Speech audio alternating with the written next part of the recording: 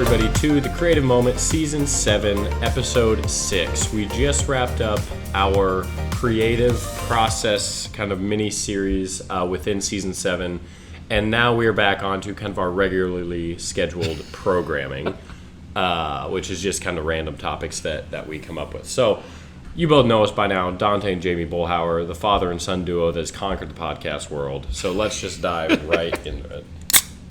Oh, I'm off. Okay. Because we got an early morning. Not early morning, but a morning recording session. I have to leave for tennis and then football game. So whatever. Yep. Today, we're talking about awe and the sense of awe. And basically how that kind of can cultivate creativity, what role it plays in creativity, that whole kind of thing. There are a lot of moments I have been awe-inspired. Yeah, and you actually, your vacation video, I'm sure like there were some moments the sunrise was an awe-inspiring moment. But why don't you kind of walk me through what one of those moments does for you creatively? And back just a little bit, for those who regularly read my blog, I like to connect the dots, or like I kind of pay attention, and this aspect of awe I've heard a new podcast, heard it on a news article, and just like this, and in different areas, most of it though still centered on feeding your spirit and coming back to a good place, a positive place, and things like that, and even one of them was how it helps us forgive those people have wronged us. Like it's just been a really interesting couple weeks, and just awe has been that, and thinking in that regard of how that moment where you kind of just say sparks ideas, sparks your spirit. Sometimes it is a case. I don't. Obviously, when you go on vacation, you bring your camera and stuff. But you have mentioned before where sometimes you don't have it with you to just enjoy. Because there are times like if you follow me on Instagram, last week I shared some pictures during my walk. But these ones weren't silly. They were like I was walking and I was like, oh, that's kind of cool. And I got my phone out. I'm sitting there crouching in the middle of the street, or at least in the side of the street, getting that leaf pit. And it's just like that. It's like a shot of caffeine, I think, and it just makes your heart jump and your mind jump. And I don't think we should always have to be creative because of it. But yeah, like that one with the leaves in the gutter, and I was just like, I just did it because that's what I felt at that moment. And I think the more you get those moments, the more then in a sense your bucket is filled, whether you are creative at that moment or not. But it's like, it's kind of like a little shot of caffeine is my small metaphor there for you guys. Yeah. So lately, if you've been paying attention to kind of the weather, the northern lights have been kind of visible in various parts of the United States. Yep. And so I went out and tried to photograph them one night, and the auroras didn't get as deep as they thought, so I didn't really get anything there. And then the next night, or 2 nights later, something like that, they were supposed to be really, really prominent in our area. And so it was like 10 p.m. or something, 9:30 p.m., and I was kind of tired, and I'm like, But I went out there anyway and set the tripod up, brought the dog, all the things, and there was a buttload of people just on those gravel roads, which I should have expected, but didn't. Oh, yeah. And so I went out there, and that was one of the truer moments of awe and just kind of like, wow, I can't believe I'm experiencing this. One, being able to see it with just the naked eye. It wasn't as prominent as obviously my photo is with the long exposure, but being able to see something that you typically only hear about, seeing like Arctic Circle, that type of thing, was really, it was truly a shot of caffeine at 9:50 at night. Like it was super exciting, and I feel like as creatives, the way we use that shot of caffeine, it comes different with everybody, but we want to create, it just kind of not forces us, but pushes us to create subconsciously, because we're feeling that adrenaline, we're feeling that, it like jump starts you into kind of that flow state or whatever. So I sat out there for like a half hour, time just flew by. I was like, oh, it's almost like 10:30 already. And I'm like, I just want to go back and edit these. And it went from being kind of tired and kind of ready for bed to now I was staying up like wide-eyed editing these photos and stuff, and couldn't wait to post them. And so that truly speaks to the power of just those moments and being able to cultivate those moments because of what it kind of does to you and your creativity. Yeah, and part of some of the messages about awe that I've been reading and listening to and stuff is that it also reminds you, or for yourself also, but how good life is, the world is, the uniqueness of it, how in a way that if we get out of our box, like you were at that cusp, we've talked about it before, like sometimes you just have to go. You could have just stayed home. You could have stayed home, could have seen other people's pictures, you could have got a good night's rest, I mean, and nothing happens to you technically if you didn't go do that. Except now you would not have had that memory. You would not have the photos you shared. You even shared just in our family chat. And you wouldn't have gotten some depth of your life on a positive note that just gives us opportunities to feel and to create or not create. I mean,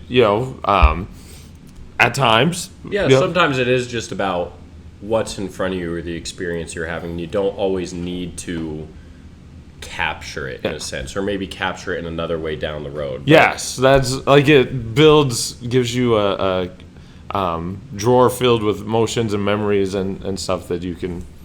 Yeah, and so like I was just in the Ozarks last weekend, and the very first sunrise we had when we got there was like just super pink and blue skies, whatever, super cool. And that was just a moment that I'm like, I just kind of want to sit here and just watch it and just like feel that. Again, nothing would be negative if I didn't go out to the little balcony or just like whatever. But the positives are so kind of true and deep. It's not that superficial satisfaction or anything like that. Like it's a true kind of moment of wow, and on the flip side, peace, that you just want to kind of be there in the moment and experience it. And so like just sitting down and just watching it was just a super fulfilling moment. And those are the moments that just like stick. Yeah. They don't, like those northern lights, that moment will stick. Going to bed early is not going to stick with me in that sense. And so drawing those up and kind of maybe doing something you don't want to do to start to get more of those kind of awe-inspiring moments, I think is super key for creatives, for anybody, but creative moments. And we've talked about how charging or filling our bucket and stuff, like taking walks, but one of the things was interesting. And I was just like, as a small dad moment, I was like, yeah, I already did that but is to go on awe walks, meaning you go with the purpose to actually look at the world, find things that are beautiful or unique or different. And they said if you are a regular walk, you walk a lot, and go to someplace new. Not that you can't find awe in the regular, but it's like if you're going with that purpose to actually be present and to view things and look at things in a different light, then a new place usually helps. And if you remember, I still do with the girls, and we do these small things, like we go on our nature walk. Before we had a ton of houses in our neighborhood, we'd walk along the tree line and the cornfield and stuff, or go to a tree park or to that little lake that was by our house on the other street, and just go walk and look at things and see the butterfly and stand on the ice and and just do that sense of it's a moment. It's just a moment. Enjoy, feel the wind if we're out on a day like today.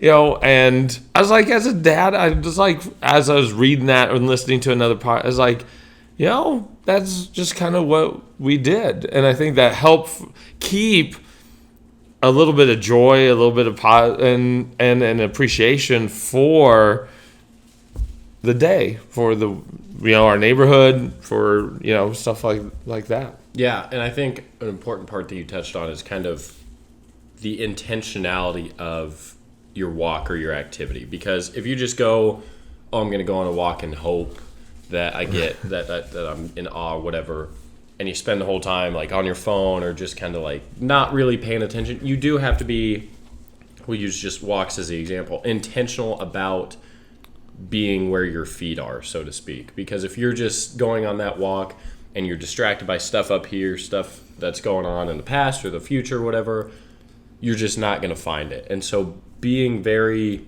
careful and intentional and being able to just kind of set yourself where you are in the moment and be able to, like you said, experience the wind, hear the noises of the trees or whatever, see the sights is really a key point. Because if you don't have that intentionality, chances are you're probably not going to find those moments in that activity. Yeah. And I think, and we can be, and the intentional part, and I think we're so easily distracted. Even watching movies, now I can't remember the commercial. It's for a cell phone company, but it was about how we can't. It was a struggle sometimes when we'd watch movies to not just be on your phone, and it's in the commercial. Like, we can't watch a movie without watching another screen or something. It's like it's gotten to be such a thing. It's in our pop culture references, and I think that's one of the hurdles that we face as a creative, but also just to get that sense of awe. And what I was thinking on the drive here, because we try to help our students by putting their phones away in a pocket thing while we're lecturing and stuff. But then afterwards, we're done. They can get their phones, and a lot of them consume Reels or TikToks. And I was just listening the other day, and I was because listening to awe, and like they don't even go search for stuff. They just simply consume what TikTok tells them on the About Me or For You page. And it's like all you're doing is narrower and narrower kind of content, and most of the content is not that good. It's brain rot. Look at that key, new to you. But I'm just sitting there going, no wonder you guys don't have a sense of appreciation, a little bit of the grandness of the day, of being a senior, because I teach a lot of seniors. Like, this is it. This you got to really enjoy, because this will never happen again. And there's this kind of whatever, and just and our technology can be a hurdle. It can be a really good thing too. It's not the tech; it's how we use it. And what I was just listening to, and they're like, "Oh yeah, I found that on my, for me," and I'm like, "You're just experiencing like this much of the world."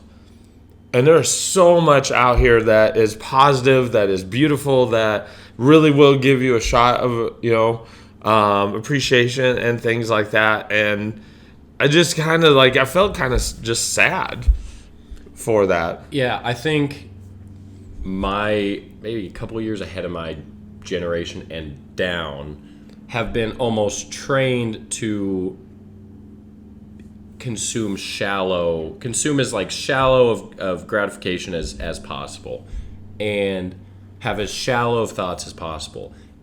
I don't know if I could find, this might sound bad, but if I went into the senior classroom in any high school in Nebraska right now, if I could find 20 kids okay, well, this might be an exaggeration, but like the level Hyperbole. of deep thought that most high school or like I said, my generation down kind of thing have in a day is very, very small compared to probably what it was before the whole iPhone, TikTok, Twitter kind of revolution, so to speak. There are very few deep thinkers, or like I said, people that are present in where they are.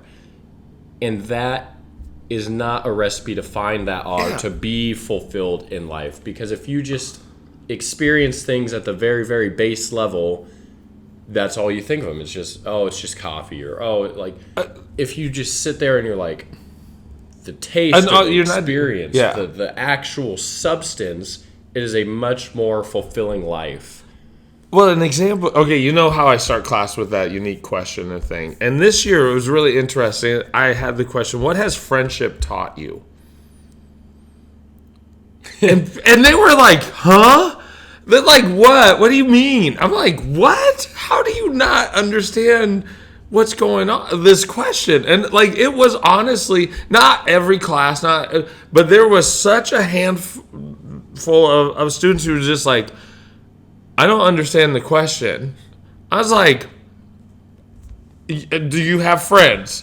What has the experience? What, good or bad? Because sometimes we learn hard.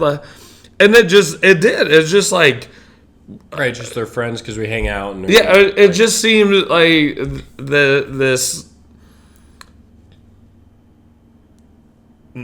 opportunity to actually really be in the moment as much as you can. And from school too, like we let the students have their phones like in the hallway, and almost all what they're mostly all just walking with their phones in front of them. Yep. And not talking or doing. Not everybody, it's more of a general aspect. But if you go to any high school that allows their I bet you that's what you see.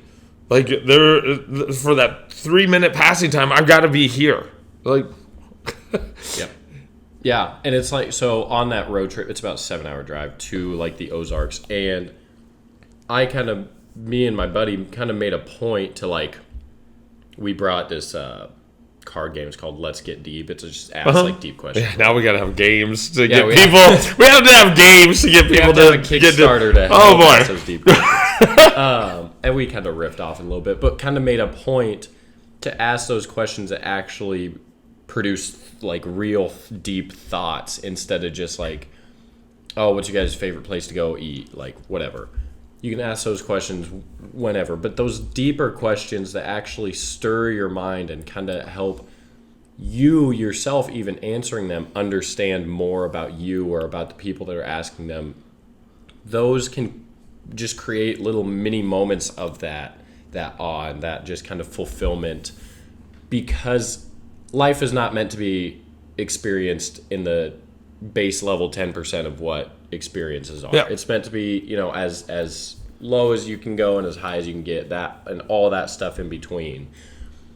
And the more you do that, the more you get those awe experiences, the better you will feel and the more fulfilled you will feel about your life and about your kind of yourself, your purpose, those types of things. Which is part of the one of the blog posts. I believe the blog or the podcast, I may get this wrong, is How God Works. It was on NPR. It was on the radio, NPR. Anyway, but it was and it was connecting awe to getting to dealing with wrath. And how instinctively, when somebody wrongs us, like, we want to lash out. But if you go and then they said walk too, but spend some time alone in reflection or prayer and awe of things, and to see, in a sense, awe was also a part of the bigger picture of everything. Because a lot of the times, again, when something like that happens, it's a very narrow, you did me wrong, that's it, type of, and it's no, what if their lives are, the stress behind there, and just taking that moment and being in awe of how complex, who you are, what's important, all that sense. And that just was one of the other dots, this sense of awe is about creativity, but it's also just about who we are and understanding ourselves and being as present as possible every day. Right. And everybody, whether consciously or subconsciously, is a very, very complex story and person. Yeah. They may not experience those complexities or think that they do, but subconsciously, everybody is very, very complex. You may see someone as kind of shallow, or they don't really, they just kind of go through the motions. There could be something there in that past or whatever that causes them to only want to be in that base level 10%, something like that. Yep. But you don't see that other 90%. And so just kind of being present and being there, and I think empathy is a good kind of term to use there, will help you experience just kind of, because I'll have like little weird mini epiphanies where I'm like, it's kind of weird that we're just like how small I am in the town that I'm in.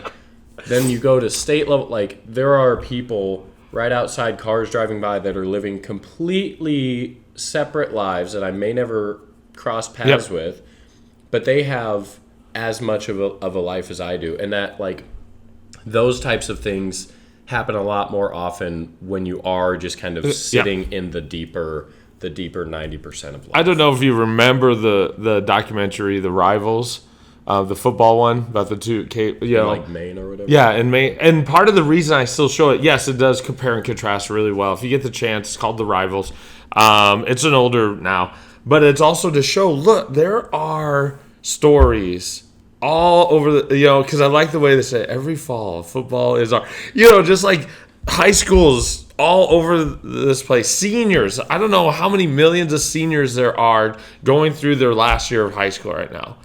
And it's just, and that's a sense of awe. Like, if you really think about, like, wow, and yes, he did, even as a young kid, we'd have those moments at the dinner table or in the car. Remember that time you were like, the balloon thing? No, the balloon. No, but when you were like, if you and Mom never met, I wouldn't be here. I was like, yeah, that's correct. It just, and that's a weird, not weird, that's a different sense of awe, because it just, like, it makes you go, react a little bit to our lives, the complexity of it. Yeah, and just experience, whether good or bad, experiencing those deeper emotions and those awe emotions, that it's a better life, and it just feels better. It feels more full, and it affects your creativity. We've talked about how that our spirits, but it does,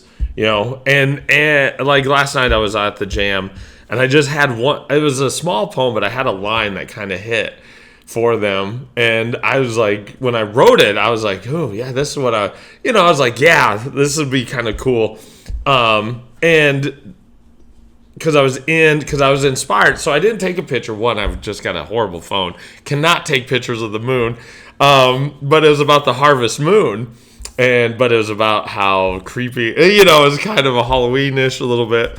So I was just using that memory to write this poem, and just had this line, and I felt it, and it came across. They were, in the feedback and stuff, they mentioned that specific line, and that's how because it was awe. We were driving to school. The moon was in the cornfield. It was cool.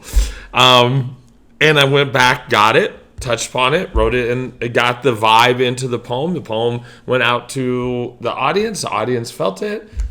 It was kind of cool. It's kind of an awe-inspiring moment. I think there is a direct reflection of creating in those moments, or using that emotion and creating later with that sense of awe, that is a direct reflection in your work. If you're just kind of throwing something together shallowly, whatever, you're distracted, those sorts of things, I think subconsciously you can just kind of feel it a little bit. And you can feel, this was just kind of base level. On the flip side, oh wow, they really had this emotion. They really put me in this experience through the words, through the pictures, that sort of thing. So I think there is a direct reflection of that sense of awe that you feel experiencing it, to then being able to deliver that through the product. Yeah. So that was Season 7, Episode 6 of The Creative Moment. Again, we're on all the platforms, everywhere, all the time. Every 2 weeks we publish these podcasts. We're over halfway done with Season 7 now. Jersey season might be coming to an end. I had a t-shirt on earlier, but I thought solidarity for the podcast. So with that, we will see you guys in a couple weeks.